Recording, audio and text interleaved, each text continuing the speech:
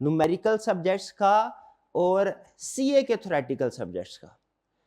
Numerical subjects जो होते हैं, फर्ज कीजिए मैं आपसे ये कहता हूं कि मेरी बहन मुझे 7 का टेबल लिख के दिखाइए। 7 का टेबल आप लिख सकते हैं? ओके। ये मैं अपने भाई से कहता हूं, भैया 7 का टेबल लिख के दिखाएं, लिख देंगे? चलिए ठीक है।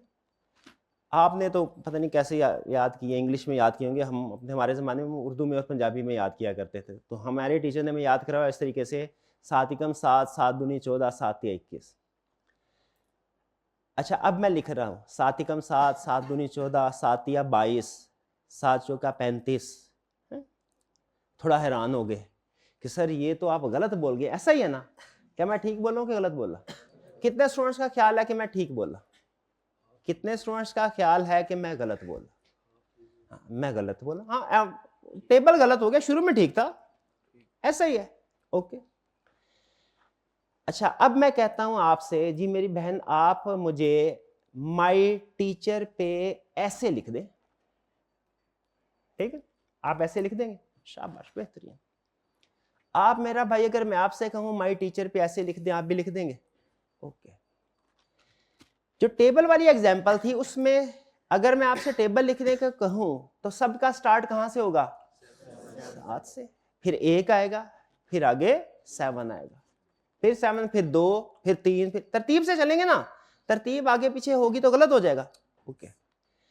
क्या जो मैंने आपको बोला है कि ऐसे लिखें, टेबल लिखने पे सबका, सारे जितने भी स्टूडेंट्स हैं ना, उनका स्ट्रक्चर, उनकी तरतीब एक जैसी होगी। जहां पे कोई गलत हुआ, डिफरेंट हुआ, वो गलत हो जाएगा, ऐसा ही है। जहां पे डिफरेंट हुआ, 7 पहले 7 तिया 21 की बजाय 7 पांजा 35 लिख दिया, वो तो गलत हो जाएगा, ठीक है? लेकिन अगर मैं आपसे कहता हूं भाई टीचर के ऐसे लिखे, तो मुझे बताइए क्या सारे स्टूडेंट्स का ऐसे एक जैसा होगा? सेंटेंसेस की तरतीब एक जैसी होगी?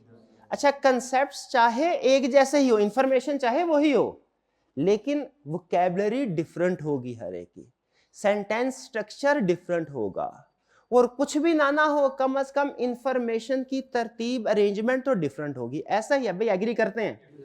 मुझे बताइए, अब एक स्टूडेंट है, उसने दिन रात टेबल जैसा काम किया हुआ है, जैसा आप काउंटिंग करते हैं दिन रात, है अच्छा लगता है काउंटिंग के क्वेश्चन जब टैली हो रहे होते हैं ना, तो ऑटोमेटिकली जब बैलेंस शीट टैली हो जाए तो दूसरा क्वेश्चन भी करने को दिल करता है, तो कर रहे होते हैं। मुझे बताइए, आपके जो स्टेप्स हैं, आपके जो नंबर हैं, जो आप इंफॉर्मेशन लिखते हैं और जो सॉल्यूशन की इंफॉर्मेशन होती है, वो एग्जैक्ट मैच करती है कि नहीं? नॉर्मली एग्जैक्ट मैच करती है, और एग्जैक्ट मैच करे तो आपको पता चल जाता है ठीक है, और अगर एग्जैक्ट मैच ना करे पता चलता है, ठीक है? जैसे रीवैल्यूएशन की एडजस्टमेंट्स है, डेफर्ड टैक्स की कैलकुलेशन है, कैश फ्लो वगैरह है, बैलेंस शीट है, जब आप कैरिंग अमाउंट्स मैच होती हैं आपको पता चलता है ठीक है। जरा कैरिंग अमाउंट ऊपर नीचे हुई किसी एसेट लायबिलिटी की, आपको अंदाजा हो जाता है कि ये गलत है।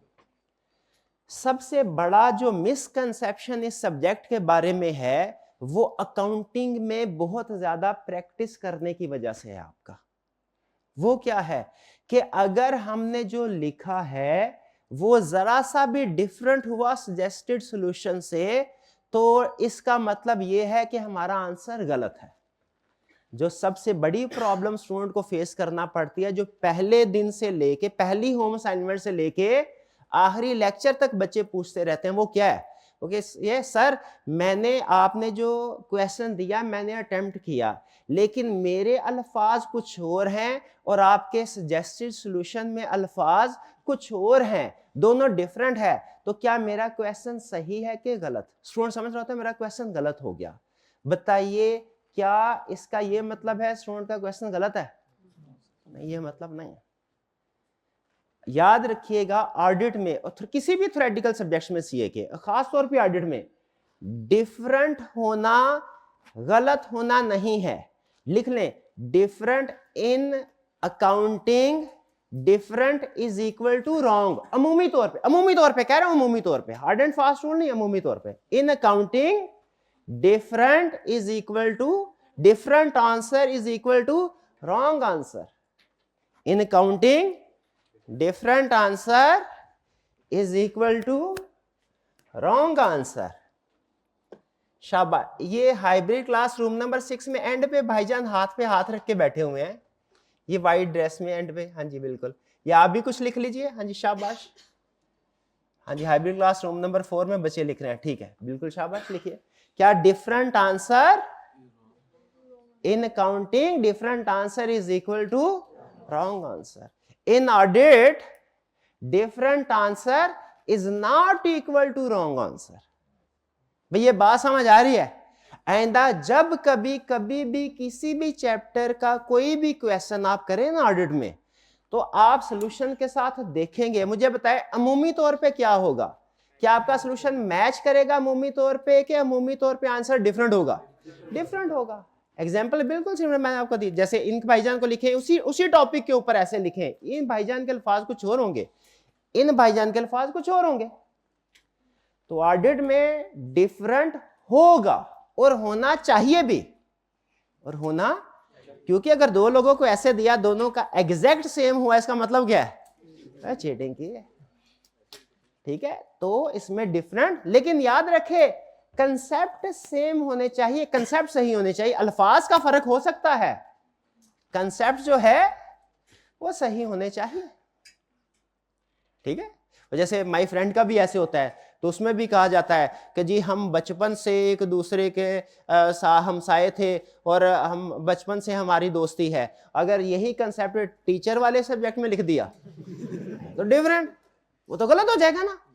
कंसेप्ट सेम होने चाहिए लेकिन अल्फाज डिफरेंट होंगे, हो सकते नहीं है, कंफर्म होंगे। आप जितने भी क्वेश्चंस करेंगे, जितने भी क्वेश्चंस करेंगे, हर एक लाइन का क्वेश्चन भी होगा ना जिसका आंसर एक लाइन में है, उसमें भी आपके अल्फाज में और सॉल्यूशन के अल्फाज में फर्क होगा।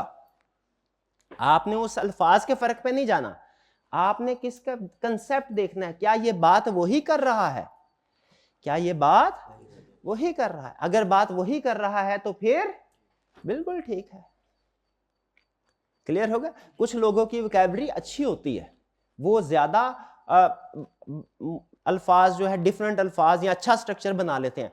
कुछ की वोकैबुलरी अच्छी नहीं होती, ठीक है, वो सिंपल के साथ भी काम चला लेते हैं। ठीक है, भाईजान का नाम क्या है? हसन। भाईजान का इसमें शरीफ क्या है? हसन। दोनों सवालों में कोई फर्क है? अल्फाज फर्क है, कंसेप्ट से में क्या पूछा है? नाम पूछा है। अब अगर सॉल्यूशन में लिखा होगा इसमें शरीफ, आप कहेंगे इसमें शरीफ पता नहीं क्या बुला है। ठीक है, अगर पता है भी तो आप कहेंगे यहां पे पता नहीं नाम की बजाय यही लिखना था, सर ने लिखा है ना, तो कोई ना कोई वजह होगी कि सर ने ये लिखा है, वरना सर नाम भी लिख सकते हैं। भाई उस वक्त मैं बैठा किसी माइंडसेट में होगा, किसी स्टेट में होगा, मेरे ज़हन में वो आया, फौरी तौर पे मैंने वो टाइप कर दिया। तो इसमें प्रॉब्लम नहीं अल्फाज का। देखे मैं इस बात के ऊपर 10-15 मिनट लगा रहा हूं, कोई वजह है इसकी वजह से लगा रहा हूं। तो इस सारी डिस्कशन के बाद हमने क्या सीखा? अकाउंटिंग कर करके ना तो वो कंसेप्ट बना होता है, एग्जैक्ट आंसर आएगा तो ठीक है, वरना ठीक नहीं है। इस कंसेप्ट को तोड़ना होता है हमने पहले ऑडिट में। ठीक है, ऑडिट में कंसेप्ट आंसर आपका सॉल्यूशन के साथ सेम होगा या कुछ डिफरेंट होगा? डिफरेंट होगा। शाबाश। ये जो डिफरेंट होगा ये फर्क किसका होगा? अल्फाज का या कंसेप्ट का? अगर अल्फाज का फर्क है तो आपका आंसर बिल्कुल ठीक है।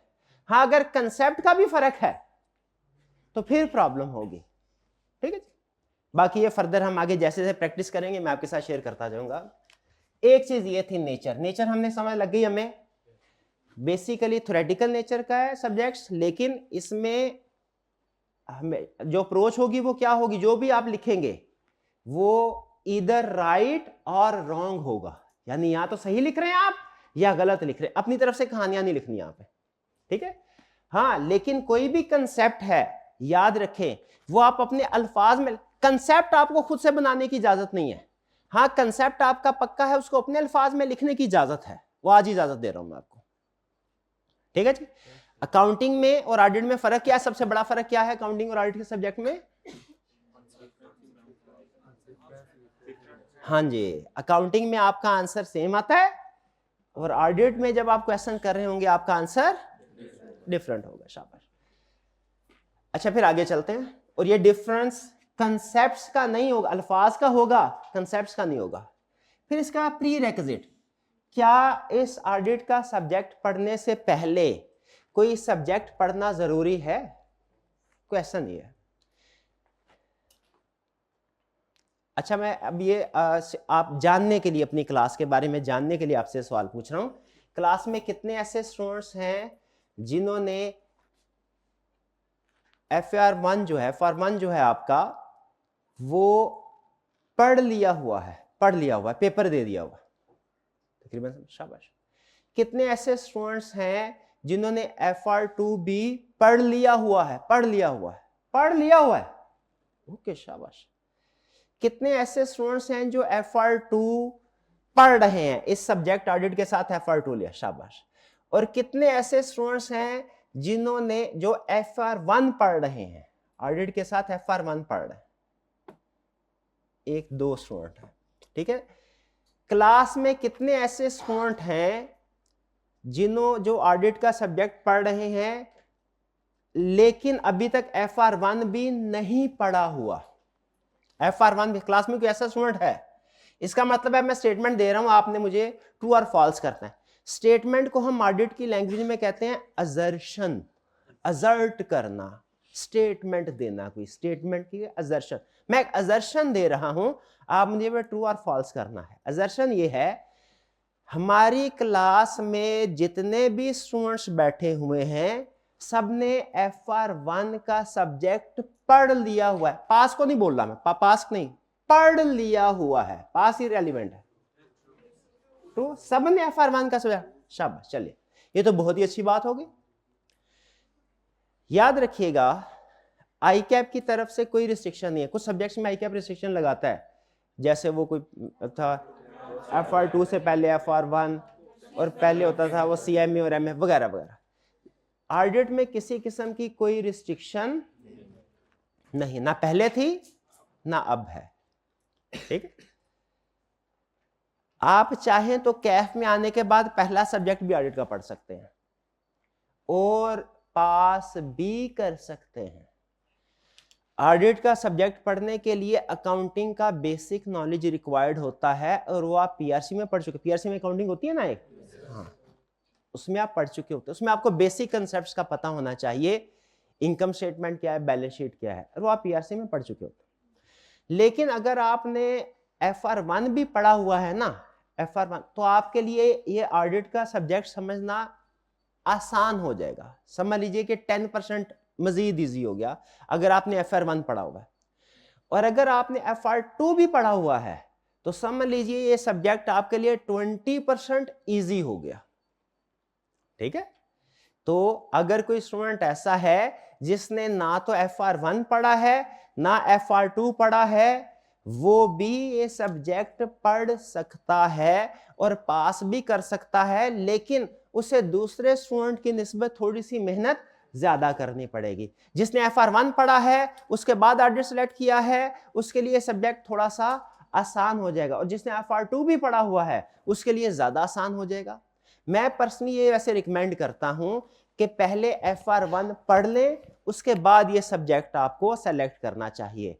FR1 पढ़ने से पहले ये ऑडिट का सब्जेक्ट सेलेक्ट, ये मेरी पर्सनल सजेशन है, वरना आप चाहें तो PRC के बाद पहला सब्जेक्ट ये भी पकड़ सकते हैं, लेकिन मेरी रिकमेंडेशन नहीं है। ये रिकमेंडेशन क्या है, ये कि कैफ में आने के बाद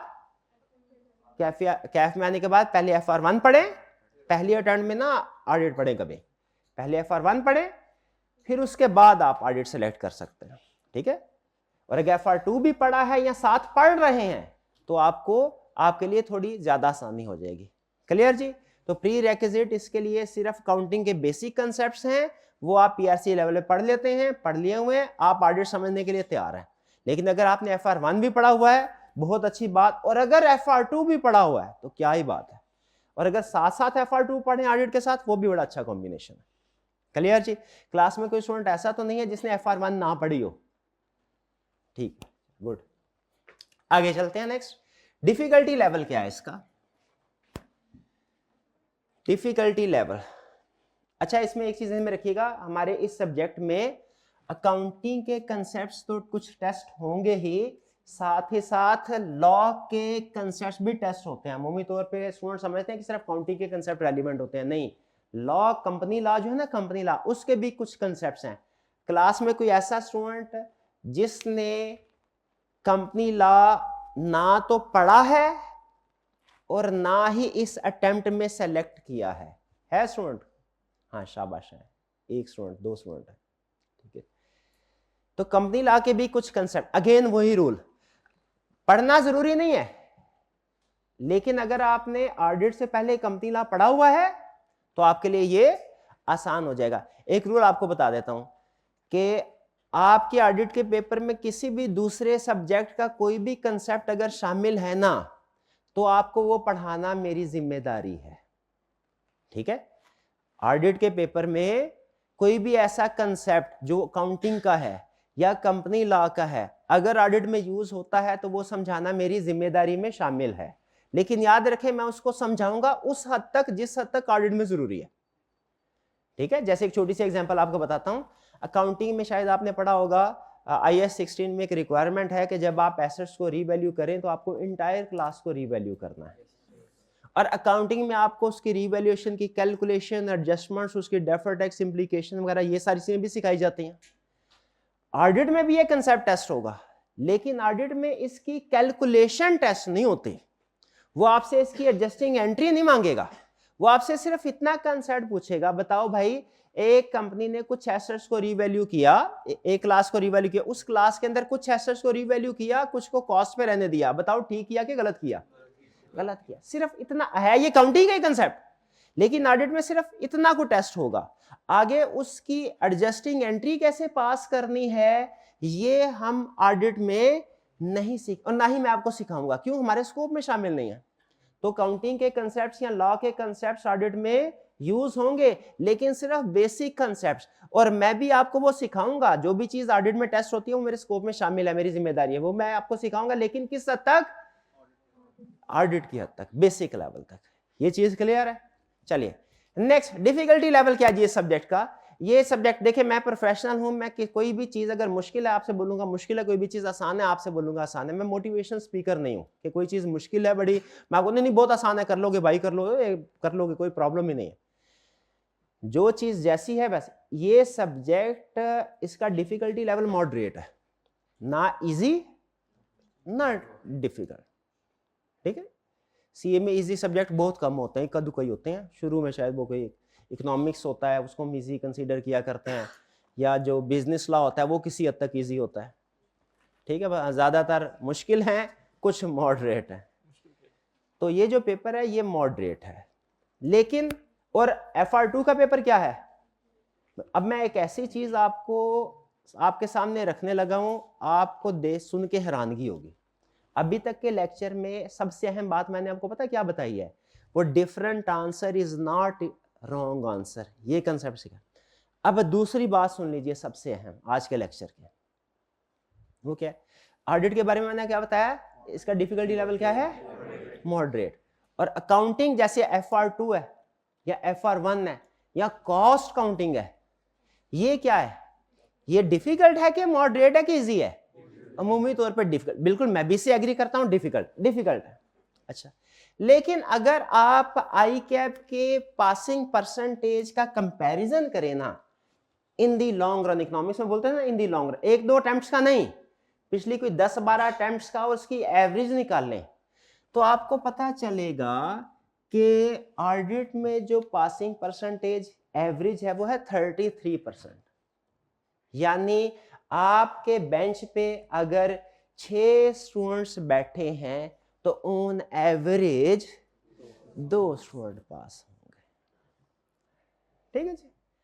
अकाउंटिंग में इंटरेस्टिंगली ये परसेंटेज ज्यादा है, ये लगभग कोई 40% के करीब है, ठीक। ये हमने एक दफा कैलकुलेशन की थी इसकी। अब सवाल जहन में ये पैदा होता है कि सब्जेक्ट मुश्किल है कम के, उनकी पासिंग परसेंटेज लगभग 40% के करीब है। ऑडिट को मैंने बोला मॉडरेट है, इसकी पासिंग परसेंटेज 33% है, तो ये कैसे है?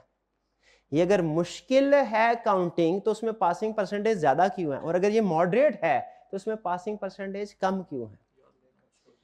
गैस कर सकते हैं? कोई स्टूडेंट गैस करना चाहेगा? हाइब्रिड क्लास में कोई स्टूडेंट अगर मुझे बताना चाहे, हाइब्रिड क्लास रूम नंबर 4 में से, हाइब्रिड क्लास रूम नंबर 4 में से क्या रीजन हो सकते हैं भाई इसके? थोड़ा सा ऊंची बोलिएगा मेरे भाई। हाँ जी, शाबाश, बिल्कुल ठीक है, अकाउंटिंग बच्चे ज्यादा पढ़ते हैं। ठीक है, आपने प्रीवियस अटेम्प्ट में कितने पेपर दिए मेरे भाई? कौन कौन से पेपर दिया? FR1 CM में आपने कौन कौन से? R1 टैक्स और बीला। अब मैं खुद आपसे पूछता हूं, ऑन एवरेज R1 को डेली आपने कितना टाइम दिया? 2 से 2.5 घंटे। और बीला को कितना टाइम दिया? आधा पौना घंटा। ये फर्क समझ आ रहा है आपको? ठीक है, और इंशाल्लाह आधे पौने घंटे में बीला पास हो जाएगा, इंशाल्लाह पास हो जाएगा। वो आप बताया ना, वो इजी है। यही अप्रोच आती है, समझते हैं जैसे FR1 और बिजनेस लॉ का रिलेशनशिप है ना, वही रिलेशनशिप FR2 और ऑडिट का होगा। ऐसा नहीं है, बी लॉ की निस्बत सी लॉ मुश्किल है, ये आपको पता है। सी लॉ की निस्बत ऑडिट ज्यादा मुश्किल है, ये बात भी समझना है। ठीक है मॉडरेट, लेकिन बच्चे फोकस कर रहे होते हैं FR2 को, ज्यादा प्रैक्टिस उसकी करते हैं। तो प्रैक्टिस करने से आपको पता है कोई भी मुश्किल चीज होती है ना, जितनी मर्जी मुश्किल चीज हो, प्रैक्टिस करने से वो आसान हो जाती है। ठीक है, प्रैक्टिस करने से, तो भैया जिस चीज के प्रैक्टिस करेंगे वो आपके लिए आसान हो जाएगी। इसमें अगर आप प्रैक्टिस, मैं ये नहीं कहता FR2 के बराबर कर लें, नहीं, मैं कहता है हालांकि मेरा सब्जेक्ट है, मुझे यही कहना चाहिए भाई इसमें आपको ज्यादा से ज्यादा मेहनत करनी चाहिए। ठीक है, लेकिन मुझे पता है स्टूडेंट है, उसने सारे पेपर देने हैं। ठीक है, और बैलेंस अप्रोच के साथ चलना है। अब इतना टाइम तो नहीं है ना, मैं कह दूं जी मेरा सब्जेक्ट डेली 4 घंटे पढ़े, काउंटिंग वाले कह दे हमारा सब्जेक्ट 6 घंटे पढ़े, तो तीसरा सब्जेक्ट भी है, बच्चा मैनेज करना मुश्किल हो जाएगा। अकाउंटिंग आपको ज्यादा पढ़नी चाहिए ऑडिट से, FR2 ज्यादा पढ़नी चाहिए, इसमें कोई दूसरी बात नहीं है। ठीक है, लेकिन फर्क कितना होना चाहिए? अगर आप अकाउंटिंग पढ़ रहे हैं ना 2.5 घंटे, तो ऑडिट आपको 2 घंटे पढ़ना है। डेली याद रखिएगा, आप अगर 2 घंटे ऑडिट को दे सकते हैं, फ्रेश स्टूडेंट की बात कर रहा हूं, जिसने स्टार्ट से हमें ज्वाइन किया है पहली क्लास से, डेली आपने 2 घंटे पढ़ना है। यह सब्जेक्ट पास होने के लिए कम से कम इतना टाइम मांगता है। ठीक है, अगर आप 2 घंटे डेली दे सकते हैं तो ठीक है, वरना अगर जितना टाइम कम देते जाएंगे, आपके फेल होने का रिस्क उतना बढ़ता जाएगा। अच्छा, आज तो वैसे गपशप हो रही है, कुछ चीजें अपनी तरफ से मैं अहम चीजें आपके साथ शेयर कर रहा हूं, तो कुछ लेकिन थोड़ी चीजें टेक्निकल है, मेरे जहन में आता है, मैं आपके साथ वो भी शेयर कर देता हूं। मैंने एक सेंटेंस अभी बोला कि जितना टाइम कम देते जाएंगे, फेल होने का चांस उतना बढ़ता जाए। अच्छा, मैं ये भी बोल सकता था, थोड़ा टेक्निकल डिफरेंस है, शायद आपको समझ ना समझ आए तो इग्नोर कर दीजिएगा, कि पास होने का चांस कम हो सकता है। मैं ये भी कह सकता था, मैंने ये नहीं बोला। पास का लफ्ज होता है, अल्फाज की ना एक ताकत होती है, आपने सुना होगा, हर लफ्ज के पीछे एक उसकी पावर होती है। कुछ अल्फाज के पीछे पॉजिटिव पावर होती है, कुछ अल्फाज के अंदर, ये सच है, कुछ अल्फाज के अंदर नेगेटिव। कोई आपकी तारीफ कर देता है, आप सारा दिन खुश रहते हैं। कभी कभार ऐसा होता है, सड़क से गुजरते हुए एक बंदे ने दूसरे को कोई गलत बात कर दी, कुछ गालम गलोच हो रही थी, वो ऐसा कोई ज़हन को हिट करती है, सारा दिन आपका डिस्टर्ब रहता है, ऐसा होता है ना। हालांकि वो भी एक लफ्ज है, तारीफ वाला भी और लड़ाई वाला भी एक लफ्ज है, उनके पीछे पावर। और फिर कुछ अल्फाज ऐसे होते हैं जिनकी पावर ज्यादा होती है, कुछ अल्फाज ऐसे होते हैं जिनकी पावर कम होती है। ठीक है, तो नेगेटिव जो वर्ड्स होते हैं ना, अमूमी तौर पे इनमें नेगेटिव पावर होती है और ये ज्यादा हमें अटैक करते हैं। एज ऑडिटर याद रखिएगा, एज ऑडिटर हम नेगेटिव ज्यादा सोचते हैं। एज ऑडिटर हमारे प्रोफेशन की रिक्वायरमेंट है, हालांकि नेगेटिव पर्सनल लाइफ में सोचना नहीं चाहिए, लेकिन कुछ प्रोफेशन की रिक्वायरमेंट होती है। अब पुलिस वाला कहीं पे वारदात होगी, इन्वेस्टिगेशन करने के लिए गया, सबके बारे में अच्छा सोचेगा, वो क्या मुजरिम को पकड़ सकेगा? वो तो नहीं पकड़ सकेगा। उसके प्रोफेशन की रिक्वायरमेंट है, उसने नेगेटिव सोचना है। हमारे प्रोफेशन की भी रिक्वायरमेंट, ये भी मुलजिम हो, ये हो सकता है इसने जुर्म किया, उसने जुर्म किया हो। हमारे प्रोफेशन की भी ये रिक्वायरमेंट है, हमने नेगेटिव सोचना होता है। ग्लास आधा भरा है या आधा खाली, ऑडिटर से पूछा जाएगा हमेशा क्या बोलेगा, आधा खाली। ये असूल याद रखिएगा। इसको हम बोलते हैं एक्सेप्शन रिपोर्टिंग। एक्सेप्शन रिपोर्ट, जो चीज गलत हो रही होगी ना, हमने उसके ऊपर फोकस करना है। तो मैंने इसीलिए पास नहीं बल्कि फेल का लफ्ज इस्तेमाल किया, नेगेटिव। ठीक है जी। तो आपने कम से कम कितना पढ़ना है डेली, 2 घंटे। अच्छा, शुरू में ना स्टूडेंट्स को ये लगता है कि मैंने ये उनके साथ प्रैंक किया है, 2 घंटे नहीं, शुरू में तो आधे घंटे में भी काम हो जाता है, पौने घंटे में भी। मैं तो बहुत लायक हूँ, इंटेलिजेंट, सर को मेरा तो पता ही नहीं है। सर तो एवरेज स्टूडेंट की बात कर रहे होंगे। शुरू में आपका आधे घंटे घंटे में काम इस वजह से हो जाया करेगा शुरू के तकरीबन 8-10 दिन, क्योंकि वो बेसिक्स बन रही होंगी। मैं ज्यादा काम दे ही नहीं सकता, मैं ज्यादा काम दूं शुरू में, क्योंकि अंडरस्टैंडिंग और स्पीड का इनवर्स रिलेशनशिप होता है। शुरू में अगर मैं स्पीड बढ़ाऊंगा ना, अंडरस्टैंडेबिलिटी कंप्रोमाइज हो जाएगी। और शुरू में अंडरस्टैंडिंग बेहतर होती है, 8-10 लेक्चर के बाद हम फिर नॉर्मल स्पीड के ऊपर आते हैं। तो शुरू में हो सकता है आपका घंटे आधे घंटे में काम हो जाया करे। वैसे तो हम पूरी कोशिश करेंगे ऐसा ना हो, लेकिन फिर भी अगर हो जाया करेगा तो इसका यह मतलब नहीं है कि आपने रूटीन में भी इसी प्रैक्टिस को फॉलो करना है, नहीं। अगर कभी हो भी जाया करे ना ऐसा, आप फर्ज कीजिए 5वें 6ठे चैप्टर पे हैं, आज के असाइनमेंट में क्वेश्चन कम थे, 2 क्वेश्चन किए, आधे घंटे में हो गया, फिर आपने क्या करना है, आप पिछले चैप्टर्स की रिवीजन करें। 2 घंटे डेली आपने जरूर देने हैं। कमिटमेंट करते हैं मेरे साथ, वादा करते हैं, ये भी लिखें डेली। आज मैंने सर से वादा किया है ऑडिट 2 घंटे डेली पढ़ूंगा। एक आधा दिन ऊपर नीचे हो जाए प्रॉब्लम नहीं है कोई, लेकिन उम्मीद तौर पर। तो मुझे बताइए पासिंग परसेंटेज, मुझे बताइए ऑडिट अकाउंटिंग की निस्बत डिफिकल्ट है या मॉडरेट? लेकिन इसमें पासिंग परसेंटेज अकाउंटिंग की निस्बत कम है कि ज्यादा? कम है। क्यों कम क्यों है? मॉडरेट है तो कम क्यों है? क्योंकि बच्चे प्रैक्टिस कम करते हैं। ठीक है, थ्योरी है ना, थ्योरी से जान जाती है। आप यकीन कीजिए हमारे जमाने में मैं सीए का ये टेस्ट एंट्री टेस्ट होता था, उसको बोलते थे पीपीटी। उसमें ऐसे था, मैंने सारा पेपर कर लिया, अच्छा हुआ, ऐसे था। ऐसे करते हुए मजमून मुझे मौत पड़ती थी। मुझे लगता था सबसे बोरिंग काम दुनिया का जो ना मुझे आता था। अब आप इमेजिन कीजिए एंट्री टेस्ट है और उसमें मुझे ऐसे आता था, लेकिन टाइम भी था, मैं चाहता उसको मजीद बढ़ा सकता था, लेकिन तकरीबन मेरा हाल है 1.5 सफ़ा मैंने किया होगा, गलबन 2 सफ़े का करना था। वो इतना मेरा दिल खराब हुआ, उसके आगे मैंने किया ही नहीं। करना चाहता तो कर सकता था, लेकिन किया ही नहीं। मुझे अंदाजा था मैंने बाकी का पेपर अच्छा किया, मैं पास इंशाल्लाह हो जाऊंगा। ठीक है, तो ऐसे से इतना, यानी कि एग्जाम में बैठा हुआ मैं, मेरे पास टाइम भी है, मैं लिखना, लेकिन वो दिल ऐसे होता है ना।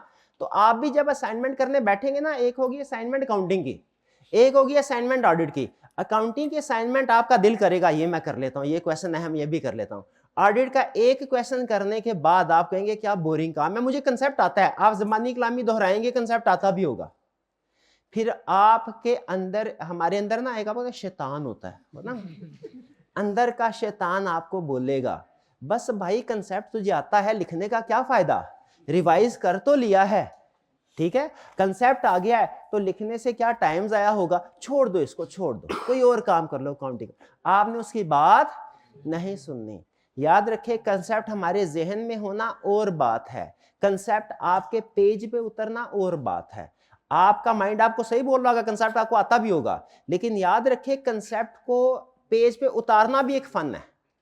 ठीक है, आपने जैसे छोटी सी एग्जांपल, ऐसे लिखना कोई और चीज है, लेकिन अगर आपको बिजनेस लॉ की केस स्टडी दी जाए और कोई आपको कहे बिजनेस लॉ की केस स्टडी ऐसी है जैसे कोई ऐसे करना है, आप उसकी बात को मानेंगे? नहीं मानेंगे, गलत बात कर रहा है ना। उसको प्रेजेंट करना है एक तरीका है, उसमें डिसीजन है, उसमें बेसिस ऑफ डिसीजन है, और लीगल प्रोविजन हम डिस्कस करते हैं, एक स्टाइल है ना। वो जब तक आपकी उसके ऊपर ग्रिप नहीं होगी, आप अच्छे तरीके से उसको अटेम्प्ट नहीं कर सकते। तो याद रखिए, ऑडिट की केस स्टडी भी बज़ाहिर लिखने में वो आपको थ्योरेटिकल वर्क ऐसे की तरह है, लेकिन इसको प्रेजेंट करना भी एक फन है जो आपने सीखना है, और वो प्रैक्टिस से ही आएगा। तो आपको जो भी होम असाइनमेंट दी जाए, कुछ स्टूडेंट हैं उसको सिर्फ ज़बानी कलामी पढ़ लेंगे, उनको लगेगा कि सॉल्यूशन मैंने पढ़ लिया, मुझे समझ आ गया, लिखने की जरूरत नहीं। लेकिन कुछ एक स्टूडेंट होंगे, लगभग 33% के करीब स्टूडेंट ऐसे होंगे जो कहेंगे नहीं नहीं, सर ने बोला था रिटन प्रैक्टिस करनी है, 2 घंटे बोला था, टाइम भी है मेरे पास, सर ने भी कहा था रिटन फॉर्म में प्रैक्टिस करना है, मैं तो रिटन फॉर्म में करूंगा। ठीक है जी, उसको रिटन फॉर्म में जरूर करना है। आगे चलते हैं। पेपर पैटर्न क्या होगा?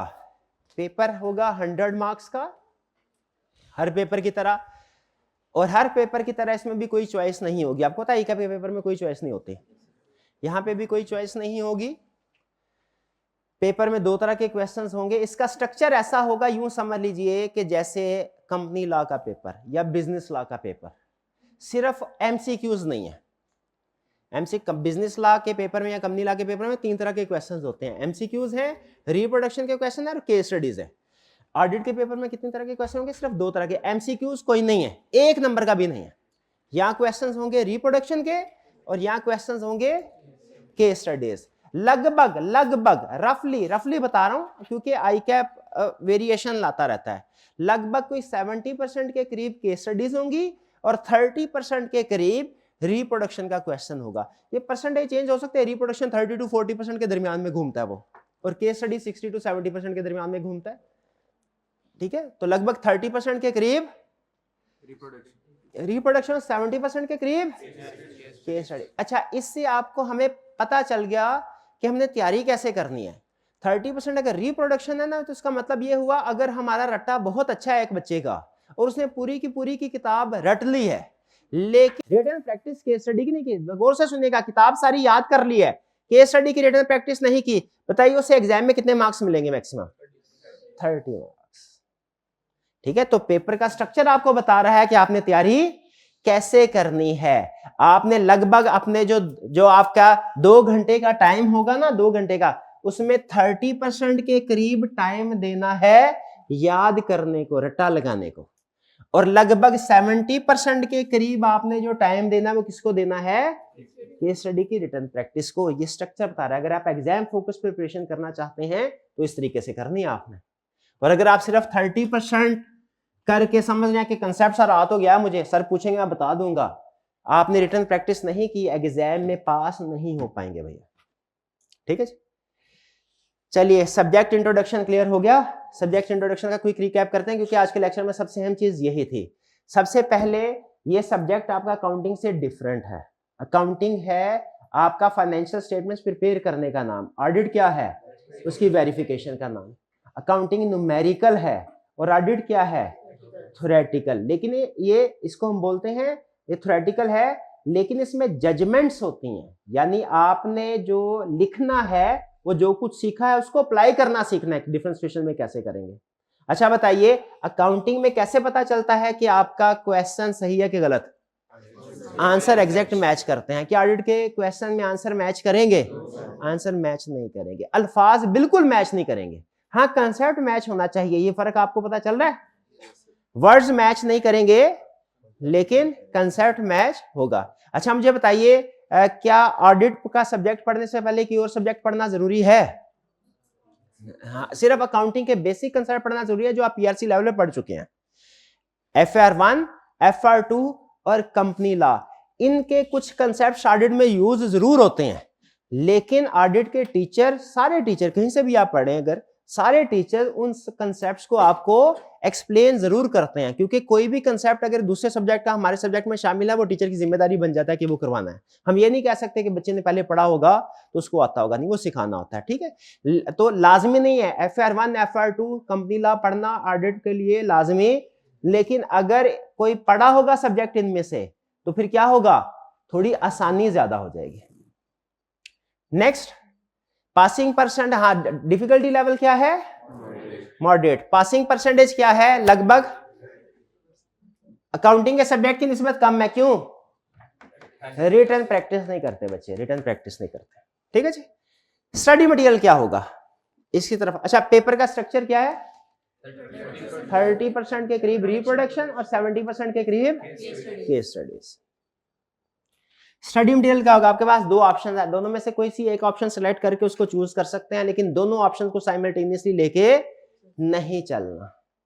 ठीक है जी, दोनों में से किसी एक को सेलेक्ट करना है। एक ऑप्शन है ICAP का स्टडी टेक्स्ट क्वेश्चन बैंक। ठीक है, ICAP का जो मटेरियल है उसके भी 2 हिस्से हैं, एक ICAP का स्टडी टेक्स्ट है जिसमें कंसेप्ट्स हैं, और दूसरा क्वेश्चन बैंक जिसमें पास्ट पेपर के क्वेश्चन हैं, उनके सॉल्यूशन है। ठीक है, और एक हमारा है स्टडी मटेरियल, हमारे भी 2 वॉल्यूम है, 2 बुक्स हैं, सेट है, एक वॉल्यूम 1 बोलते हैं हम, एक को बोलते हैं वॉल्यूम 2। वॉल्यूम 1 में कंसेप्ट्स हैं, जिस तरह आईकैप का स्टडी टेक्स्ट है। आईकैप का स्टडी टेक्स्ट समझ लीजिए हमारा वॉल्यूम 1 है, और आईकैप का क्वेश्चन बैंक है जो है वो हमारा वॉल्यूम 2 है।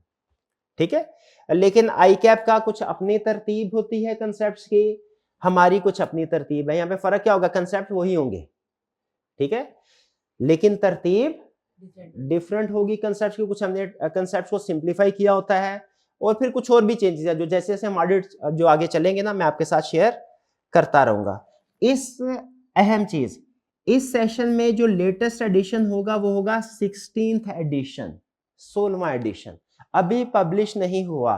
वो होगा ईद के बाद जो पहला वर्किंग डे है, ईद के बाद पहला वर्किंग डे है, अभी है ना मेरा 13-14 दिन है ईद, तो ईद के बाद जो पहला वर्किंग डे है ये उस वक्त अवेलेबल होगा।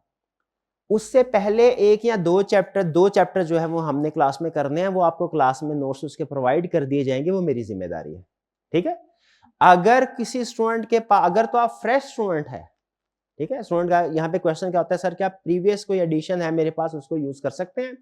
अगर तो आपने उस प्रीवियस एडिशन से पढ़ा हुआ है, जैसे रिपीटर्स होते हैं ना, कुछ बच्चे ऐसे होंगे जो रिजल्ट के बाद हमें ज्वाइन करेंगे, उस वक्त वो ये लेक्चर सुन रहे होंगे, तो उन बच्चों के लिए जिन्होंने प्रीवियस कोई 15 या 14 एडिशन से तैयारी की हुई है, उनके लिए जरूरी है कि वो उसी एडिशन को लेके तैयारी स्टार्ट, उनके लिए चेंज नहीं करना उन्होंने, क्योंकि वो जो ऑलरेडी पढ़ा होगा ना उसके ऊपर उन्होंने नोटिंग की होगी, वो बड़ा कीमती बन जाता है एडिशन, जिसके ऊपर आपने मेहनत की, वो एक सफा सामने आता है, लिखा होता है, पूरा पता चल जाता है इसके पीछे आगे पीछे सर ने क्या मिसाल दी थी।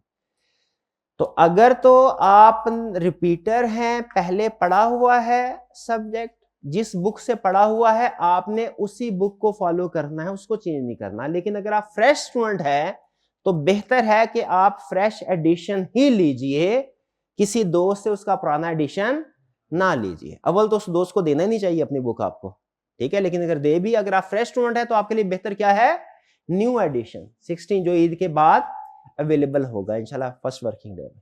और अगर आप रिपीटर हैं तो फिर आपके लिए बेहतर क्या है, फिर आपके लिए नया एडिशन बेहतर नहीं है, बल्कि क्या बेहतर है, पुराना एडिशन जिससे आपने तैयारी की है, क्योंकि उसके ऊपर आपने सारी नोटिंग की होगी। डन जी, चलिए आगे चलते हैं। फिर इसके अलावा कोर्स कवरेज, हाँ जी, हमारे नंबर ऑफ लेक्चर्स कितने होंगे, 100 नहीं 105 के करीब होंगे, ठीक है, 100। वैसे इस सेशन में हमने ड्यूरेशन थोड़ी बढ़ाई है, पिछले सेशन में मेरा ख्याल है कि 1.25 घंटा के करीब थी, इस सेशन में 1.5 घंटे का टाइम दिया गया ना आपको। हाँ जी, मैंने इनसे कहा था कि हमारी ड्यूरेशन जो है वो बढ़ा दे, 1.5 घंटा कर दें, क्योंकि अच्छा इससे ये ना समझिएगा कि मैथमेटिकल मैथ होता ना, साथ नंबर ऑफ लेक्चर कम हो जाएंगे। 105 डिवाइडेड बाय 1.3 मल्टीप्लाई 1.15 को रेशियो निकाल के कम कर दें सर 90 लेक्चर में, ऐसा नहीं होगा। ये टाइम किस लिए बढ़ाया भला, आपकी ज्यादा प्रैक्टिस करवाने के लिए। ज्यादा प्रैक्टिस क्यों, देखें अगर ये बिजनेस लॉ का पेपर होता ना तो मैं शायद 1 घंटा 1.25 घंटे का, क्या 1 घंटा 10 मिनट का होता है, उसमें तकरीबन हम 1 घंटा ही पढ़ाते हैं, क्योंकि वो डिफिकल्टी लेवल भी कम है, उसमें आपके पास चांस भी होता है, अगर खुदा ना खास्ता स्टूडेंट फेल भी हो जाए ना, उसको इतना नुकसान नहीं होता जितना नुकसान ऑडिट में फेल होने का होता है। क्यों, लॉ के पेपर में अगर आप शुरू के किसी पेपर में फेल होते हैं ना खुदा ना खास्ता, तो आपके पास ऑप्शन है, आप अगले पेपर्स के साथ वो भी सेलेक्ट कर सकते हैं, आपका टाइम वेस्ट नहीं होगा। ठीक है, मेरे साथ भी ऐसे होता है, हमारे जमाने में 4 मॉड्यूल्स होते थे, मॉड्यूल ABCD, A और B मेरा फर्स्ट अटेम्प्ट में बस निकला था, इसके बाद CA में कभी मेरे फर्स्ट अटेम्प्ट में सारे पेपर नहीं निकले। मॉड्यूल C का पेपर दिया, 3 पेपर दिए थे, उनमें से 2 में पास हुआ, 1 में फेल हो गया, ठीक है। फिर मॉड्यूल D था, उसमें 4 पेपर होते थे, 4 के साथ पिछला एक 5वां जो रह गया था वो मिलाया, 5 पेपर दिए, 3 पास हुए, 2 फेल हो गए, फिर अगली अटेम्प्ट में वो 2 भी पास हो गए। बताना क्या चाह रहा हूं आपको कि शुरू के पेपर खुदा ना खास्ता फेल हो जाए ना, अगले पेपर के साथ आप मिला सकते हैं, लेकिन आखिरी पेपर जो होता है ना आपके लिए सबसे अहम होता है, ऑडिट का पेपर खास तौर पे, इसमें आपने बड़े एहतियात से चलना है। खुदा ना खास्ता इसमें अगर आप फेल हो गए ना, तो इसका मतलब सिर्फ ये नहीं है कि आप फेल, इसका मतलब 6 महीने आपकी क्वालिफिकेशन 6 महीने लेट हो गई। ठीक है, मैं अपने जो स्टूडेंट लाइफ होती थी उसमें बहुत ज्यादा लाइक स्टूडेंट नहीं होता था, लेकिन मैं मेहनती स्टूडेंट होता था। और मेरा ये बिलीफ है कि सीए में इंटेलिजेंट स्टूडेंट रह सकता है, ज़हीन स्टूडेंट जो है वो हो सकता है कि पास ना हो, लेकिन मेहनती स्टूडेंट पास हो जाएगा। वैसे तो इंटेलिजेंस और हार्ड वर्किंग दोनों ही अगर हो तो क्या ही बात है, लेकिन अगर मुझसे पूछा जाए ना कि इन दोनों में से एक चार्टर्ड अकाउंटेंट के लिए क्या चीज ज्यादा अहम, मैं कहूंगा हार्ड वर्किंग होना स्टूडेंट का ज्यादा अहम। ठीक है, तो अगर आप इंटेलिजेंट है ना, तो आप ये ना समझिए कि सर ने 2 घंटे बोला है मेरा IQ 200 है, मैं 1 घंटा जो है उसमें निपटा लूंगा, नहीं करना। ठीक है, सीए में ज्यादा अहम क्या चीज है चार्टर्ड अकाउंटेंट बनने के लिए, इंटेलिजेंट होना या हार्ड वर्किंग होना? हार्ड। और अगर दोनों ही हो तो क्या ही बात है।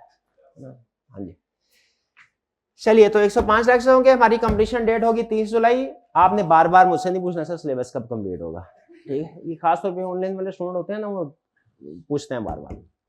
अच्छा, इसमें एक और चीज आपको अभी बता रहा हूँ ताकि आपको ये ना लगे कि एंड में मैंने कोई गड़बड़ की है।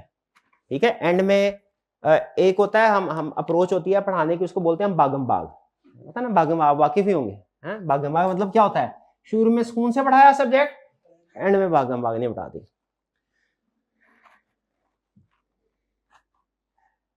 ऐसा नहीं होगा, आपके लेक्चर्स जो हैं वो सारे प्लान किए हुए हैं, कब किस लेक्चर में कौन सा टॉपिक पढ़ाना है, असाइनमेंट क्या देनी है, सारी चीजें जो है, तो ज़रा इतने साल हो गए पढ़ाते पढ़ाते, वो तो वैसे ही ज़बानी याद हो जाते हैं। प्लान किया, हमारी तरतीब क्या होगी सुनिए, इसको एग्जांपल से सुना, ये ए शेप है, ए शेप है, ऐसे लगता है जैसे ए बना हुआ, ऐसा ही है ना, मिलता जुलता लगभग। समझ लीजिए एक पहाड़ है, आप हैं इस तरफ, आपने जाना है उस तरफ। ठीक है, आपके पास है टोटल 4 महीने, यहां तक पहुंचने में कितना टाइम लगेगा? 2 महीने। गलत, 2 महीने नहीं लगेगा। हाँ, ये आपने मैथमेटिकली काम करें, सारा दिन मैथ करते रहते हैं, प्रैक्टिकली देखें। मुझे बताइए, ये जो पहाड़ के ऊपर चढ़ना ज्यादा मुश्किल होता है कि नीचे उतरना? ऊपर चढ़ना, ये वाला मुश्किल होता है। हमारा जो शुरू का फेज होगा ना ऑडिट का, पहला जो ऑडिट का 50% चैप्टर्स हैं वो हमारे 2.5 महीने में होंगे, इसलिए कि ऑडिट में सबसे बड़ी प्रॉब्लम पता है क्या हमें फेस करना पड़ती है? हमें बच्चे को 0 से उठाना होता है। आपको ऑडिट का कुछ भी नहीं पता, FR2 में कंसेप्ट चाहे ज्यादा स्ट्रांग है, लेकिन मेरा ये मानना है, अकाउंटिंग वाले टीचर इससे एग्री नहीं करेंगे, लेकिन मेरा ये मानना है ऑडिट की निस्बत FR2 बच्चे को पढ़ाना आसान है। हालांकि वो मुश्किल है, मैं मानता हूं, लेकिन बच्चे के पास FR1 की प्रैक्टिस है, उसके पास उसकी बेस है, उसके FR1 पढ़ाने के लिए इंट्रोडक्शन टू काउंटिंग की बेस है। हाँ, इंट्रोडक्शन टू काउंटिंग वाले टीचर के लिए मुश्किल जरूर होता होगा। ठीक है, उसी तरह ऑडिट में प्रॉब्लम है। क्या प्रॉब्लम है? सबसे बड़ी प्रॉब्लम मेरी क्या है भला? एक प्रॉब्लम तो मुझे शिकायत आपसे है ना, क्या कि आप लोग प्रैक्टिस, रिटन प्रैक्टिस नहीं करते। ठीक है, लेकिन एक शिकायत मुझे ICAP से भी है कि भैया अकाउंटिंग है ना, उसमें आपने उसको जितनी भी काउंटिंग पढ़ाते हैं बच्चे को, इंटरनेशनल स्टैंडर्ड तक लेके जाते हैं, 3 हिस्सों में लेके जाते हैं, ऑडिट के लिए सिर्फ एक ही सब्जेक्ट दिया हुआ है। मेरा जाती ख्याल यह है कि इसके सिलेबस को रैशनलाइज होना चाहिए, 2 हिस्सों में डिवाइड होना चाहिए। ठीक है, लेकिन हमारी कौन सुनता है? नहीं सुनता। तो एक ही सब्जेक्ट है। बड़ी प्रॉब्लम क्या है, मुझे आपको A से लेके Z तक लेके जाना है इसी एक सब्जेक्ट में। ठीक है, तो इसमें अब मुझे चूंकि बेस भी बनानी है, बेस के बाद आपको एडवांस लेवल पे भी लेके जाना। तो शुरू में हमारी स्पीड, मैंने बताया ना, शुरू में क्या होता है, अंडरस्टैंडेबिलिटी और स्पीड का इनवर्स रिलेशनशिप होता है। शुरू में स्पीड थोड़ी सी कम रखेंगे हम, ताकि आपकी अंडरस्टैंडिंग डेवलप हो जाए। ठीक है, लगभग ये 2.5 नहीं तो 2.25 महीने लगेंगे इसमें, 2.25 महीने, लेकिन इसमें टाइम थोड़ा ज्यादा लगेगा। यानी ये समझ लीजिए आपका आधा 60% लेक्चर्स में होगा, और जो सेकेंड हाफ है वो लगभग 40% में होगा। ये समझ रहे हैं, शुरू में स्पीड थोड़ी कम होगी, एंड में ज्यादा। आप जब तकरीबन 1.5 महीना होता है ना, तो आप कैलकुलेशन करना, मैथ है ना, कैलकुलेशन करना शुरू, सर इतने सफ़े हैं किताब के, इतने लेक्चर हो गए हैं, उसमें हिसाब से इतने सफ़े होने चाहिए थे, हम तो पीछे जा रहे हैं।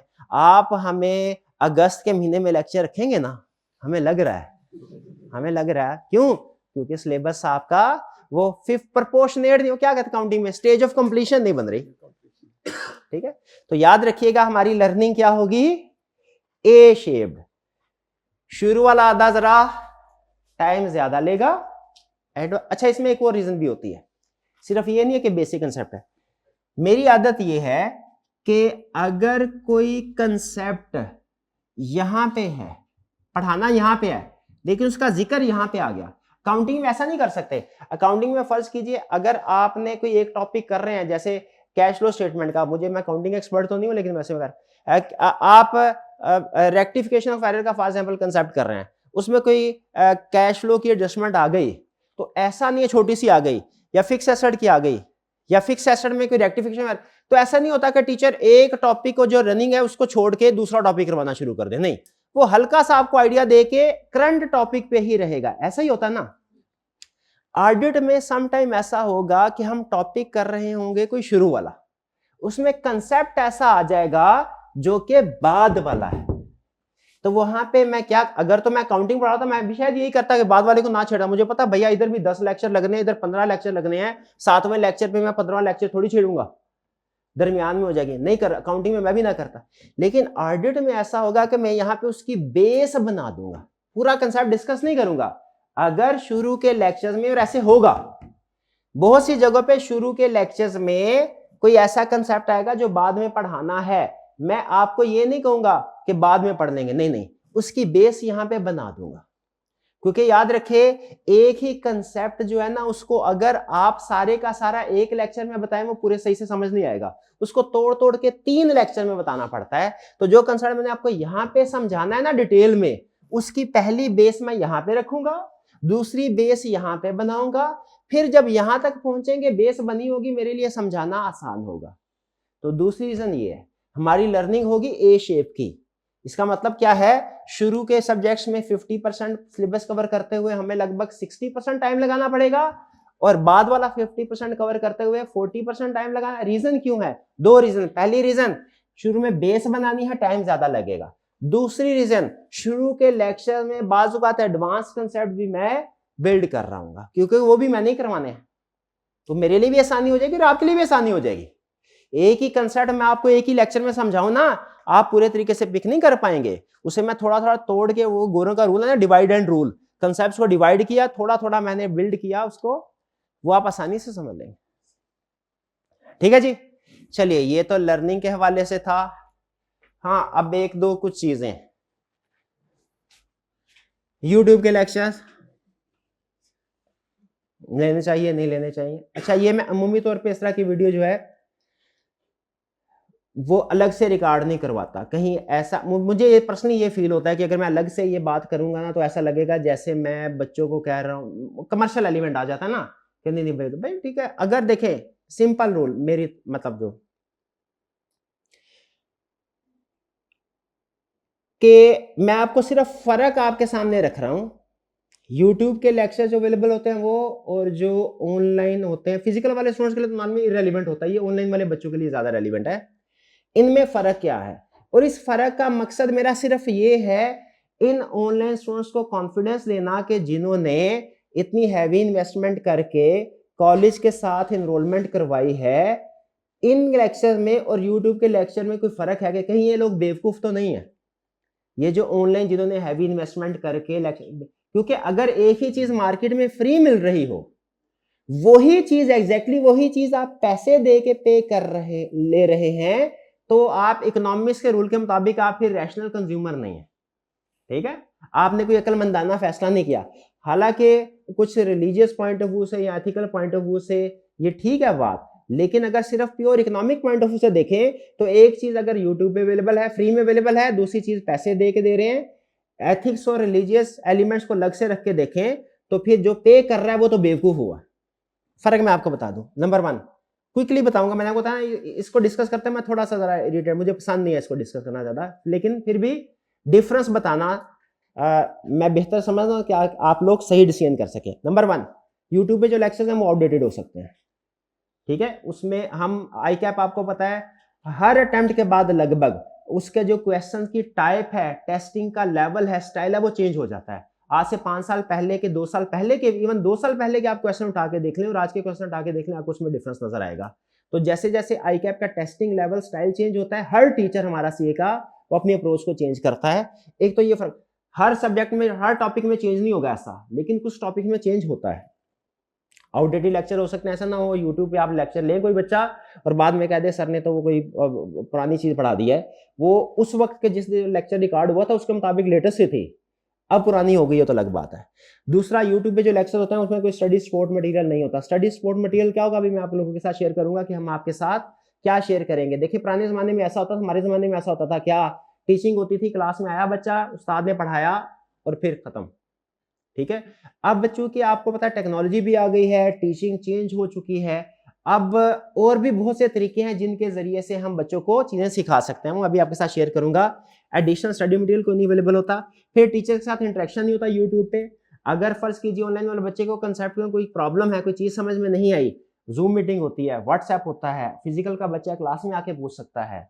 ऑनलाइन वाला बच्चा जो यूट्यूब पे ले रहा है लेक्चर, वो जाहिर है ये क्वेश्चंस टीचर से नहीं पूछ सकता, वो प्रोबेबली ज्यादा से ज्यादा क्या करेगा, किसी दूसरे स्टूडेंट से पूछ लेगा। और स्टूडेंट आपको पता है जिस तरह का, मतलब स्टूडेंट तो फिर स्टूडेंट ही होता है ना, स्टूडेंट का रिप्लाई वो तो नहीं होता जो टीचर का होगा। टेस्टिंग और फीडबैक नहीं होती, जो कि बहुत ही जरूरी है, बहुत ही जरूरी है, ठीक है। इवन आप लोगों के लिए भी मैं कह रहा हूं, टीचिंग वन वे नहीं है, टू वे कम्युनिकेशन होती है। वन वे कम्युनिकेशन क्या है, टीचर टू स्टूडेंट। मैंने आपको बताया, अब मैं जो भी बता रहा हूं ना सही बता रहा हूं, आपको समझ आ रहा है नहीं आ रहा, जैसा भी लेक्चर के एंड में आपसे पूछूंगा ना समझ आ गया कि नहीं, तो आपने एक ही जवाब देना है, क्या सर समझ आ गया, सब बेहतरीन है।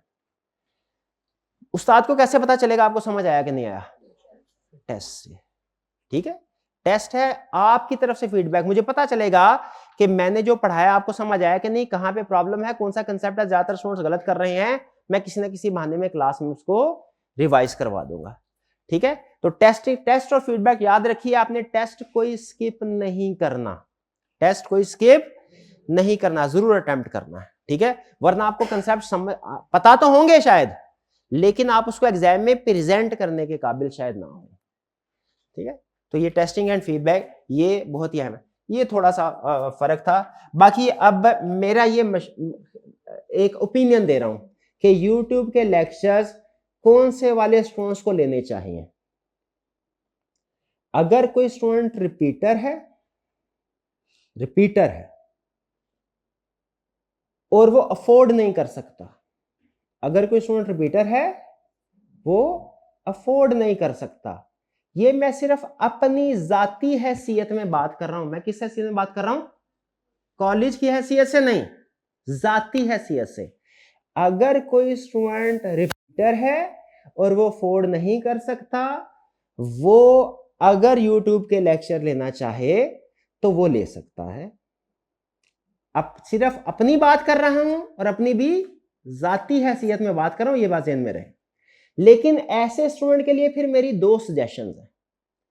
जो रिपीटर है, अफोर्ड नहीं कर सकता, जब वो YouTube से लेक्चर ले तो दो सेशन। नंबर 1, कहीं ना कहीं किसी भी कॉलेज के साथ जिसको वो समझता हो कि अच्छा है, टेस्टिंग सिस्टम के लिए ज्वाइन कर ले, टेस्टिंग सिस्टम के लिए ज्वाइन कर। टेस्टिंग बहुत ही जरूरी होती है फीडबैक में। और दूसरा, किसी ऐसे स्टूडेंट के साथ जो करंटली किसी टीचर से पढ़ रहा है, उसके साथ अटैच हो जाए और डेली बेसिस पे उससे पूछता रहे कि आज क्या कंसेप्ट पढ़ाया, इसमें क्या चीज थी, कोई नई चीज तो नहीं है, कोई चेंज तो नहीं है, ये इन टच है, ताकि अगर कोई चीज चेंज, अप्रोच में चेंज आया, कोई नए क्वेश्चंस आए हैं, ठीक है, उसके साथ वो अपडेट होता रहे। क्लियर होगी ये बात, चलिए जी। वरना अगर आप फ्रेश स्टूडेंट हैं और अगर आप अफोर्ड कर सकते हैं तो बेहतर यही होता है कि आप डायरेक्ट सोर्स। देखिए बहुत सी चीजें ऐसी होती हैं, पीस ऑफ माइंड, वो पीस ऑफ माइंड आपके लिए ना, आपकी जिंदगी में ऑलरेडी बहुत सी टेंशन है, लेकिन हम जो होते हैं ना, जब थोड़ा सा जब हम अफोर्डिंग स्टेज पे आ जाते हैं, हमारे लिए पीस ऑफ माइंड बहुत अहम है, ठीक है। वैसे छोटी सी एग्जांपल बताता हूं, घर में यूपीएस है, उसको यूपीएस को कोई मेंटेन करने के लिए ना लगभग कोई समझ लीजिए कोई 60-70 हजार का 6 महीने साल के बाद ना खर्चा करना पड़ता है मुझे, और वो इस्तेमाल कभी कभार होता है, ठीक है। लेकिन और हो सकता है बाजू का सर्दियों में वो शायद ही कभी 2-3 दिन सिर्फ इस्तेमाल हुआ हो, लेकिन मेरे लिए बहुत जरूरी है कि मुझे ये पीस ऑफ माइंड हो कि मैं जब काम कर रहा हूँ ना, अगर लाइट गई तो मेरा 1 मिनट भी जाया नहीं होगा, वो फौरी तौर पे मुझे बैकअप रहेगा मेरे पास, मेरा वक्त जाया नहीं होगा, मेरे लिए वक्त कीमती, और मैं रिस्क भी नहीं ले सकता। उसी तरह जो स्टूडेंट हैं उसमें अगर तो आप चाहते हैं peace of mind, risk free approach, तो फिर आप किसी भी टीचर को ज्वाइन कर लें यूट्यूब की बजाय। आपको पता है भाई इस सब्जेक्ट के अंदर जो भी धमाके अपडेशन आएंगी, बलाएं आएंगी, उस्ताद ने मुझे बता देना है, मुझे खुद से इधर उधर ढूंढने की जरूरत नहीं है। पीस ऑफ माइंड भी मिल जाती है, लेकिन और रिस्क फ्री भी हो जाते हैं। लेकिन अगर आप समझते हैं कि नहीं, कॉस्ट सेविंग करना ज्यादा अहम है, पीस ऑफ माइंड की खैर है, रिस्क भी मैं थोड़ा सा ले लूंगा और मैं वक्तन फक्तन दोस्तों से पूछता रहूंगा, तो वो भी फिर आप कर सकते हैं, वो आपकी ऑप्शन है। ठीक है, बहरहाल अब आते हैं नेक्स्ट, क्या रह गया? अच्छा, यहां तक जो बातें मैं आपके साथ शेयर कर रहा हूं समझ आ रही है ना? ये चूंकि ये कुछ चीजें ऐसी होती हैं वो बोरिंग भी लग रही होती हैं मुझे इसमें कुछ, लेकिन ये चीजें आपको बताना जरूरी है, एजुकेट करना जरूरी है, ताकि आपको पता हो कि हम आगे पूरा अपना सेशन किस तरीके से लेके चलेंगे। नेक्स्ट, हाँ, इंपोर्टेड एडवाइसेस। आप लोगों के लिए एडवाइसेस क्या हैं? कुछ एडवाइसेस हैं फिजिकल वाले स्टूडेंट्स के लिए और कुछ एडवाइसेस हैं ऑनलाइन वाले स्टूडेंट के लिए और कुछ एडवाइसेस हैं दोनों तरह के स्टूडेंट्स के लिए।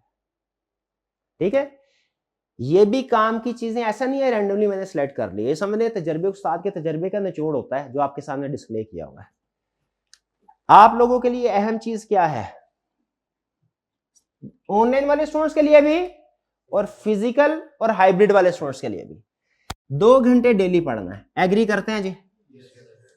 ऑन एवरेज, किसी दिन ऊपर नीचे हो जाता है जाहिर है, लेकिन आपने एवरेज 2 घंटे रखना है। बहुत ही अहम, इसको तो लिख लीजिए, keep cell phones away during studies. दुनिया की सबसे बड़ी डिस्ट्रैक्टिंग डिवाइस जो आपको आपके मकसद से डिस्ट्रैक्ट करती है वो मोबाइल फोन है। मैं ये नहीं कह रहा अपनी जिंदगियों से निकाल दे, नहीं निकल सकता, लेकिन पढ़ाई करते हुए आपने क्या करना है, इसको ऑफ करें और अपने बैग में डालें, या कम से कम साइलेंट करके बैग में डालें। साइलेंट करके टेबल पे भी नहीं रखना, अपने सामने भी नहीं रखना। वो थोड़ी देर में कोई मैसेज आता है ना, वो स्क्रीन ब्लिंक होना शुरू हो जाती है, अटेंशन उधर जाती है।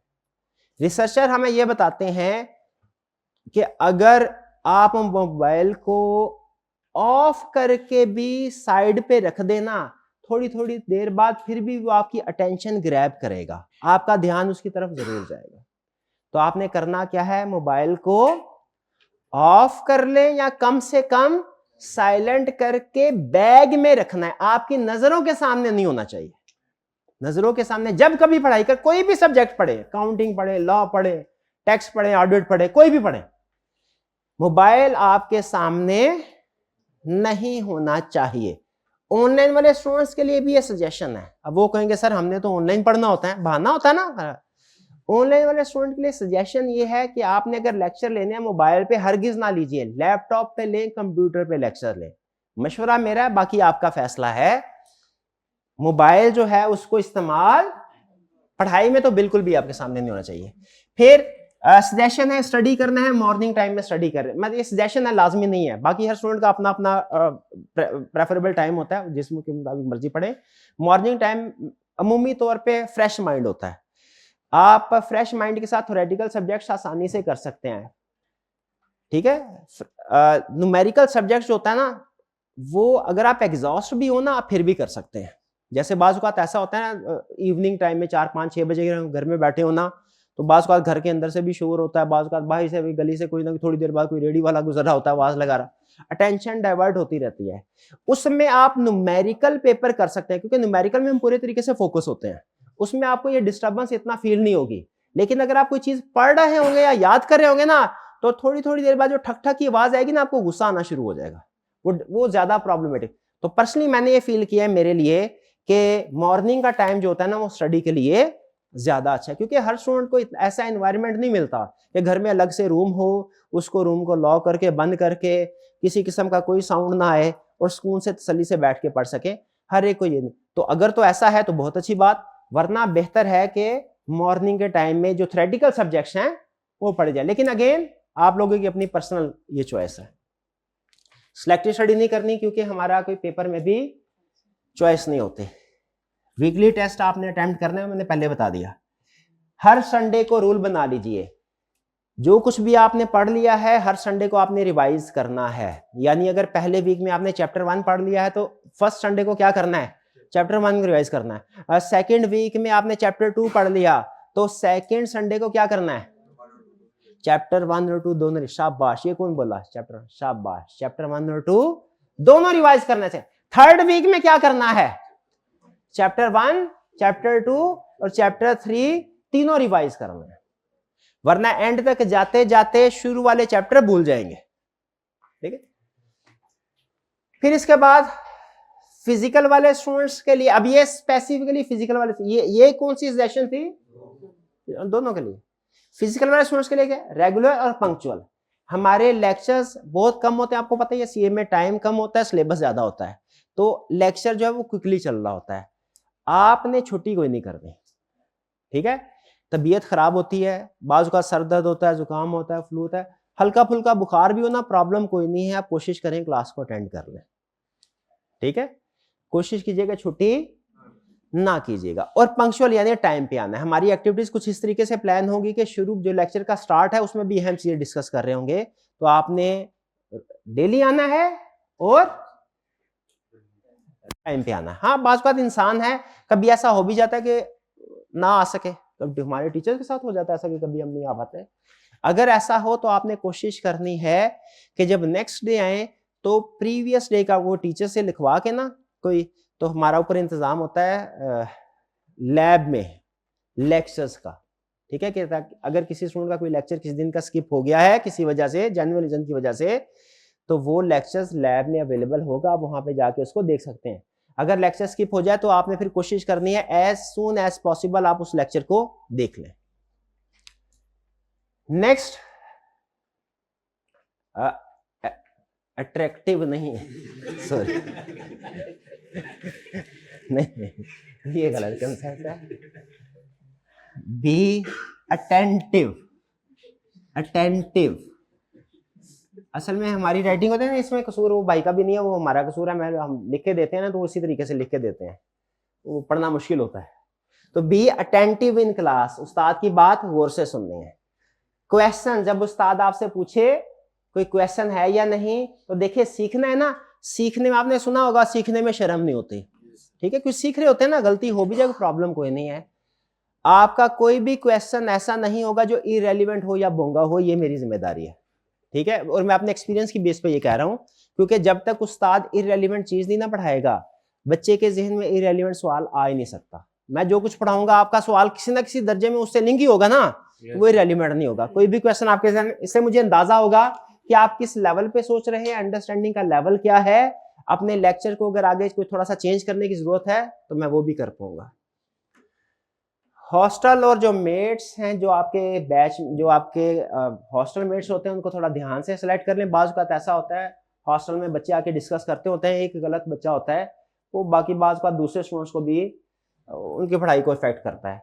तो कोशिश करें, जाहिर है लेकिन बहुत से फैक्टर्स होते हैं, कॉस्ट भी एक अहम फैक्टर होता है, सारे फैक्टर को कंसिडर करें, लेकिन कोशिश करें कि जो स्टूडेंट किसी दूसरे शहर से आए हैं, हॉस्टल पे और जो हॉस्टल में आपके साथ रूममेट्स वगैरह हैं, इनके ऊपर कंप्रोमाइज ना करें, वरना बाज़ का गलत रूममेट तंग करते हैं।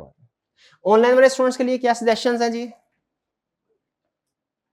लैपटॉप, मैंने आपको बताया मोबाइल फोन इस्तेमाल, मोबाइल फोन को ऑनलाइन लेक्चर्स के लिए इस्तेमाल ना करें। वो आपका 1 घंटे का लेक्चर वो 1.5 घंटे पे चला जाता है, वो कुछ ना कुछ थोड़ी देर के बाद नोटिफिकेशन आते रहते हैं।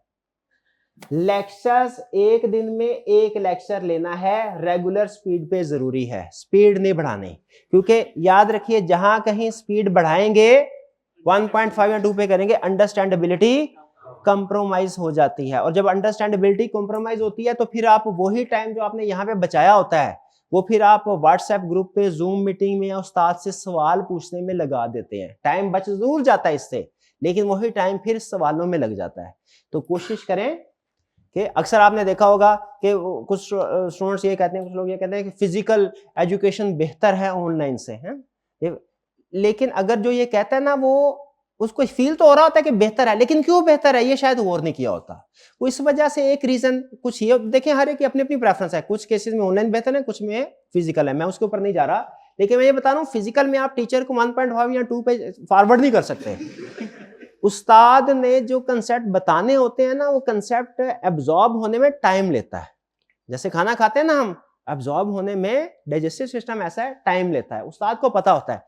तो हमने कंसेप्ट्स को उस स्पीड के साथ उस तरीके से बढ़ा रहे होते हैं, आपको समझ आ रहे होते हैं। ऑनलाइन में अगर आप क्विक करेंगे तो जाहिर है वो तो चल पड़ेगा जल्दी, लेकिन अंडरस्टैंडेबिलिटी उससे कंप्रोमाइज हो जाती है। फिर ऑनलाइन वाले स्टूडेंट्स के लिए क्या सजेशन है? फ्लेक्सिबिलिटी है ना उनके पास, जब चाहे लेक्चर ले लिया, लेकिन इसको मिस यूज नहीं करना, यानी डेली स्टडी करना है। ऑनलाइन वाले स्टूडेंट्स को ये कह रहा हूं, ऐसा नहीं आप रूटीन बनाएं कि सुबह लेक्चर लेना या दोपहर या शाम में, और फिर उस रूटीन को फॉलो करें। ऐसा ना हो कि जी आज का लेक्चर छोड़ देता हूं, कल ले लूंगा, कल तबीयत ठीक नहीं है, परसों 2 लेक्चर ले लूंगा, ऐसे नहीं। अगर आपके 2-3 लेक्चर भी पेंडिंग हुए तो फिर वो पेंडिंग लेक्चर होने का सिलसिला शुरू हो जाएगा, फिर खत्म होना मुश्किल होता है। कितने लेक्चर एक दिन में कवर करने हैं ये ऑनलाइन वाले स्टूडेंट्स? ये सुन लीजिए, ये असल में क्वेश्चन उन बच्चों का होता है जो रिजल्ट के बाद या mid of the session join करते हैं। अगर तो आपने क्लास स्टार्ट में डे 1 से स्टार्ट किया, यानी आज अगले 1-2 दिन में आप लेक्चर अगर ले रहे हैं ये, तो फिर आपको रोज का 1 लेक्चर लेना है। एक स्टूडेंट ये। दूसरा स्टूडेंट कौन सा है? वो स्टूडेंट जिसने रिजल्ट के बाद ज्वाइन किया है। जिस स्टूडेंट ने रिजल्ट के बाद ज्वाइन किया है उसके लिए क्या रिकमेंडेशन है भला? एक दिन में 1 लेक्चर नहीं, क्योंकि अब दिन कम हो गए। जो स्टूडेंट रिजल्ट के बाद ज्वाइन करेंगे उन्हें क्या करना चाहिए? एक दिन में 1.5 लेक्चर। 1.5 लेक्चर तो मैथमेटिकली मैंने बताया है 1 हफ्ते में 9 लेक्चर लेने हैं। ऑनलाइन वाला स्टूडेंट उसको एक दिन में कितने लेक्चर लेने चाहिए ये डिपेंड करता है उसने ज्वाइन स्टार्ट में ज्वाइन किया है तो एक दिन में 1 लेक्चर, अगर रिजल्ट आने के बाद ज्वाइन किया है तो 1 हफ्ते में 9 लेक्चर कवर करने हैं। और अगर रिजल्ट के भी 1 महीने बाद ज्वाइन किया है, कुछ स्टूडेंट ऐसे होते हैं, तो उन्होंने किस तरतीब से चलना है? एक दिन में 2 लेक्चर। लेकिन ये वाली जो तीसरी अप्रोच है ना, ये फ्रेश स्टूडेंट के लिए नहीं है।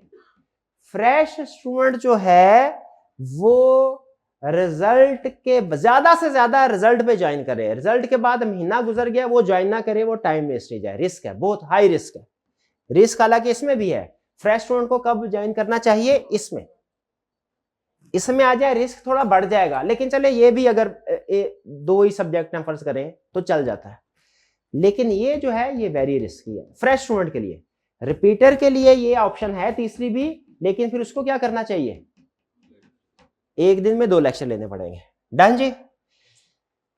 लास्ट, लेक्चर प्लान हमारा डेली किस तरीके से चलेगा? हर रोज लेक्चर में हमारी कुछ एक्टिविटीज होंगी, ठीक है? ये मैं सिर्फ आपको ये समझाऊं, अभी डिस्कस नहीं करूंगा, ये आपको मैं इन प्रैक्टिस करके बताऊंगा कि ये क्या चीज है, लेकिन अभी सिर्फ आपको फेमिलियर कर रहा हूं इसके साथ। हमारे लेक्चर में क्या होगा? लाइव चैलेंज हुआ करेंगे डेली बेसिस के, लगभग डेली बेसिस के ऊपर।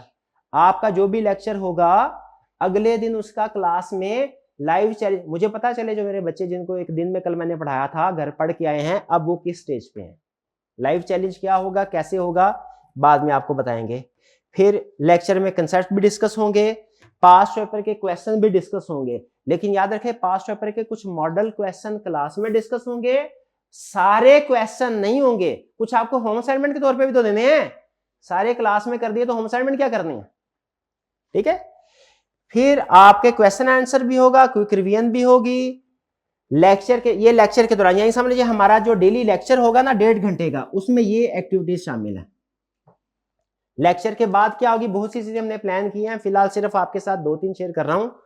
टेस्ट और अंडरस्टैंडिंग होगा। टेस्ट और अंडरस्टैंडिंग क्या है? घर जाके आपने लेक्चर्स में से छोटे छोटे क्वेश्चन हमने एग्जाम लेवल के पिक किए होंगे, वो आपने अटेम्प्ट करने होंगे। कैसे अटेम्प्ट करने हैं ये भी ऑनलाइन होगा, ये क्लास में होगा लाइव चैलेंज, और ये आप घर बैठ के अटेम्प्ट कर रहे होंगे। फ्लैश कार्ड होंगे रिवीजन के लिए, गोल्डन स्टेटमेंट्स और एग्जाम टिप्स आपको व्हाट्सएप के जरिए भेजी जाएंगे, ठीक है जी? ये कुछ समझ लीजिए, हमने रिसोर्सेज प्लान किए हुए हैं। रिसोर्सेज आपको सारे समझ नहीं आएंगे, मैं भी समझा भी नहीं सकता, कुछ चीजें ऐसी होती हैं वो आप जब प्रैक्टिस से गुजरते हैं फिर आपको पता चलता है। तो ये जब हम प्रैक्टिस करेंगे क्लास में इनकी, आपको अंदाजा हो जाएगा कि कौन सी चीज क्या है और इसका मकसद क्या है। बताना सिर्फ ये चाह रहा हूं कि हमारा लेक्चर सिर्फ ये वीडियो लेक्चर की हद तक नहीं है, या सिर्फ ये नहीं है कि आप क्लास में आए और मैंने आपको पढ़ा दिया। बहुत सी एक्टिविटीज ऐसी हैं जो अदर देन क्लास भी आपके लिए तैयार की गई हैं, और आपके लिए कुछ ऑप्शनल होंगी एक्टिविटीज, कुछ कंपलसरी होगी। वो आपको जैसे जैसे लेक्चर हमारे सेशन चलेगा आपको बताते रहेंगे। क्लियर जी? कुछ समझ आया आपको? कोई क्वेश्चन पूछना चाहते हो तो पूछ लीजिए, शाबाश। हाइब्रिड क्लास रूम नंबर 6 में से कोई क्वेश्चन पूछना चाहते हो तो पूछ लें। हाइब्रिड क्लास रूम नंबर 4 में भी कोई क्वेश्चन पूछना चाहते हो तो पूछ लें। जी मेरे भाई, रोज की नींद कितनी होनी चाहिए? अच्छा, नींद की अगर आदत पड़ी हो ना तो 10 घंटे भी सोने लगता है, सही नहीं सोए, पूरा नहीं सोए।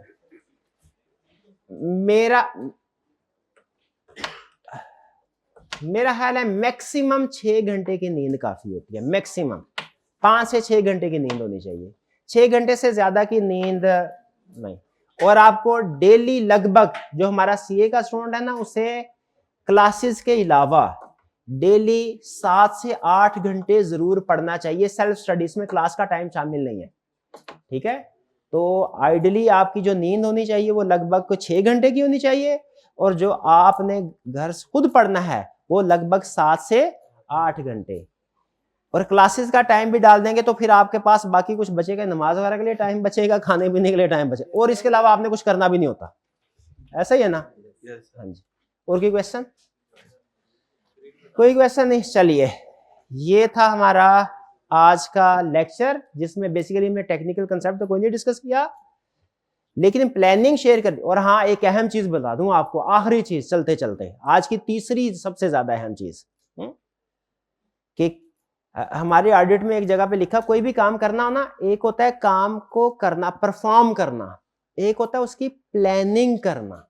हमारे ऑडिटिंग स्टैंडर्ड में एक बड़ी अहम लाइन लिखी है। वो लाइन क्या लिखी है?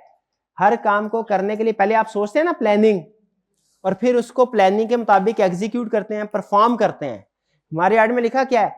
प्लान। ऑडिट में भी इस तरह दो बड़े हिस्से होंगे, एक प्लानिंग का हिस्सा होगा, एक परफॉर्मेंस का होगा। स्टैंडर्ड में लिखा क्या हुआ है? Planning is more important than performance.